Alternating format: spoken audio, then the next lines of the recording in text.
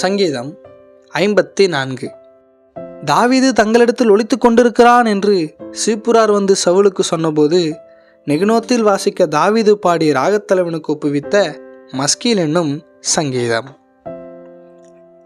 தேவனே, உமது நாமத்து நிமித்தம் என்னை இரட்சித்து உமது வல்லமையினால் எனக்கு நியாயம் செய்யும்.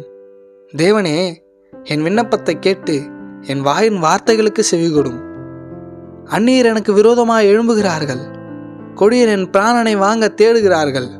தேவனை தங்களுக்கு முன்பாக நிறுத்தி நோக்கார்கள். சேலா. இதோ தேவன் எனக்கு சகாயர். ஆண்டவர் என் ஆத்துமாவை ஆதரிக்கிறவர்களோடே இருக்கிறார்.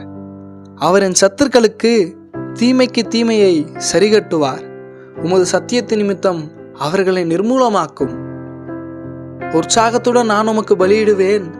கர்த்தாவே, உமது நாமத்தை துதிப்பேன், அது நலமானது. அவர் எல்லா நெருக்கத்தையும் நீக்கி என்னை விடுவித்தார். என் கண் என் சத்துருக்களில் நீதி சரிக்கட்டுதலை கண்டது.